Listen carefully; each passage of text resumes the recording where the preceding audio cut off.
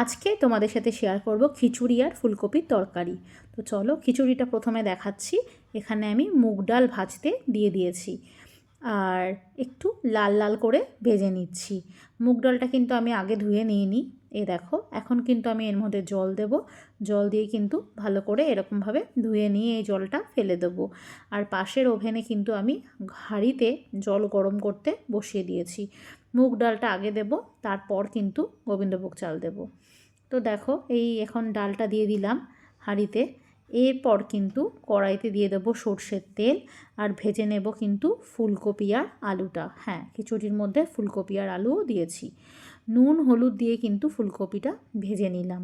আর কি কি মশলা দেব দেখো, জিরে বাটা, আদা বাটা, টমেটো বাটা, ধনের গুঁড়ো, এই সমস্ত দিয়ে কিন্তু আমি কড়াইতে জিরে, তেজপাতা, শুকনো লঙ্কা ফোড়ন দিয়ে মশলাগুলোকে দিয়ে দিয়েছি।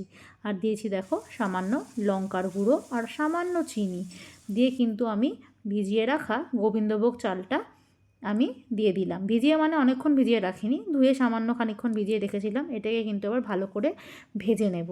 তোমরাও কিন্তু এভাবে ট্রাই করে দেখো, খেতে কিন্তু খুব সুন্দর স্বাদ হয়। এবার আমি চালটাকে ভেজে নেব খানিকক্ষণ। আর এটা ছিল গতকালকের রেসিপি। সরস্বতী পুজোর দিন খিচুড়ি খাবো না সেটা তো হয় না, তাই খিচুড়ির সাথে ছিল ফুলকপির তরকারিও। দুটো কিন্তু একসাথে তোমাদেরকে আমি ভিডিওতে দেখিয়ে দিলাম। এবার দেখো, চালটা ভালো করে ভেজে নিয়ে এবার কিন্তু পাশে যে ডালটা ফুটছে তার মধ্যে কিন্তু ফুলকপি, আলু আর চাল দিয়ে দেবো। তো দেখো, এই দিয়ে দিলাম চালটাও হাঁড়ির মধ্যে, দিয়ে কিন্তু দিয়ে দিলাম গোটা চারেক লঙ্কা। এই যে, এবার কিন্তু ফুটতে দিয়ে দেবো। আর এর ফাঁকে আমি ফুলকপির সব কিছু রেডি করে ফেলি, মানে ফুলকপি তরকারি যে বানাবো তা রেডি করে ফেলছি। আর খুব বেশি সময় লাগে না, যেহেতু ডালটা আগেই দিয়ে দিয়েছিলাম। চালটা তো বেশিক্ষণ ফুটতে লাগে না। আর দেখো, বেশ কিছুক্ষণ ফুটে নিয়েই কিন্তু এই আমার খিচুড়ি রেডি। চলো দেখতে থাকো, এই খিচুড়ি হয়ে গেছে রেডি।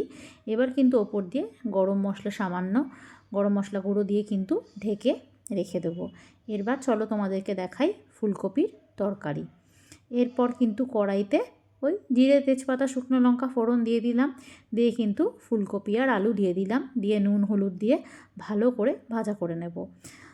আর সেম মশলা দিয়ে কিন্তু হয়ে যাবে ফুলকপির তরকারি। আছে কিন্তু তোমাদের সাথে দুটো রেসিপি শেয়ার করলাম।